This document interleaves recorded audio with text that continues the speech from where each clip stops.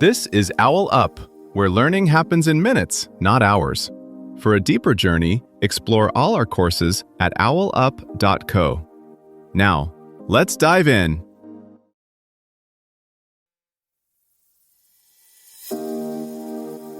Welcome back to Chapter 2 of our series, Retirement Around the World.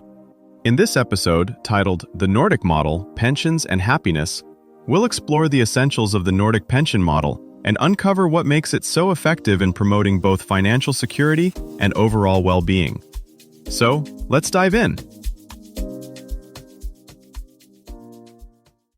Retirees in Sweden and Norway report some of the highest life satisfaction on Earth, despite long winters and high taxes. On a gray Tuesday morning in Stockholm, a former bus driver buys coffee, pays rent, joins friends, without once worrying, will my pension run out? Instead of one fragile pot of savings, Nordic retirees effectively have several sturdy income taps that switch on as they age. One tap is linked to how much they earned and contributed over their working lives. Another is the basic, tax-funded guarantee that quietly tops up anyone who would otherwise fall behind. A third flows from services that don't show up on a bank statement at all. Low-cost clinics, capped eldercare fees, subsidized senior housing, even discounted public transport and cultural events. These layers mean that when work stops, participation doesn't. People in their late 60s and 70s still plan trips, take classes, and help with grandchildren, because the system is built to support activity, not withdrawal. And crucially, adjustments happen in the background. Rules, not political whims, decide when to slow indexation or tap extra funding, so individuals can plan life, not legislation. Behind those calm income taps sits a surprisingly hard-edged design. First, pensions are near universal. Waiters, engineers, part-timers, even many freelancers are covered, so gaps in your CV don't automatically become gaps in old age. Second, benefits rise with your earnings, but with built-in ceilings so high salaries don't swallow the budget. Third, there's a quiet link to national productivity. When wages grow, pensions tend to follow, keeping retirees roughly in step with workers' living standards. It's less about generosity, more about letting everyone share in the country's long-run growth. Strip away the Nordic scenery, and what's left is a very specific financial engine. At its heart are two linked ideas. You earn rights during your working years, and the system self-corrects so those rights can actually be paid, without lurching from crisis to crisis. Start with how rights are earned.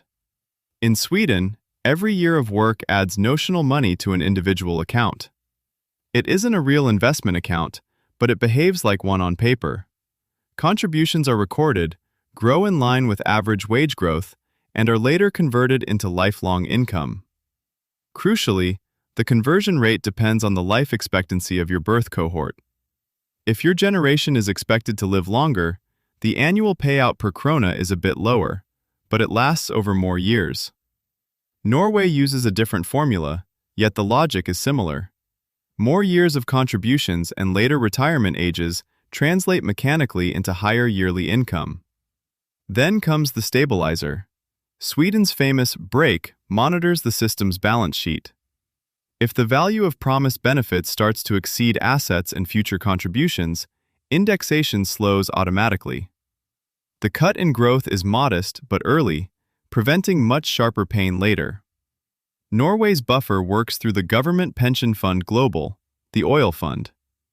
Its 3.5% real return since 1998 has made it one of the world's largest sovereign funds, but current retirees don't simply spend it down.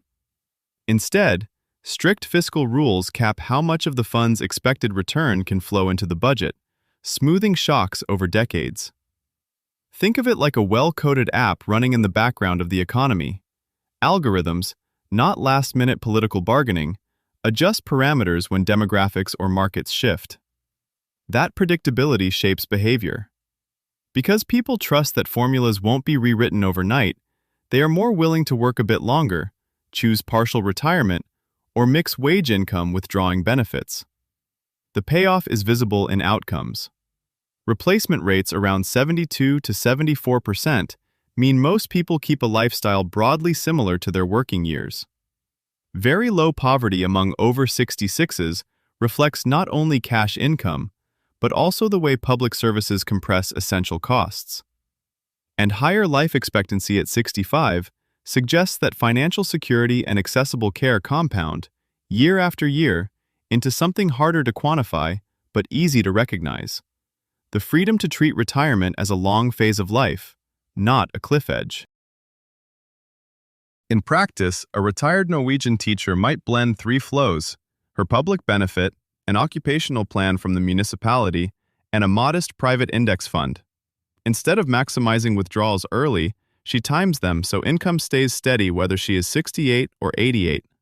Her Swedish counterpart, a former part-time shop worker, may never have earned a high wage, yet years of covered employment and union-negotiated workplace schemes still yield a baseline that lets her choose: keep a small side job at the bakery, or quit completely and volunteer at the local library. Observe how risk is shared. Market swings hit the oil fund and private portfolios, but day-to-day living still leans on rules-based benefits and services.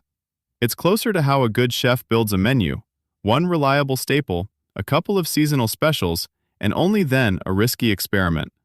The result isn't luxury for everyone. It's that very few people face all-or-nothing stakes once paychecks stop. Nordic rules quietly reshape what old age means. As ages nudge towards 70, mid-career choices start to look more like tuning a playlist than hitting stop, downshifting hours, retraining, or pausing work for caregiving without wrecking future income.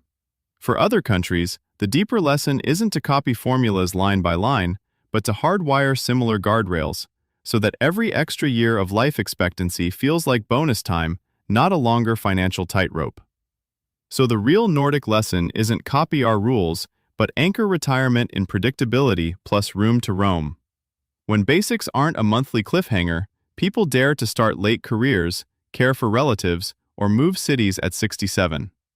Your challenge this week: sketch a version of 70 where your time, not your fears, does most of the budgeting. This was OwlUp, your daily step forward.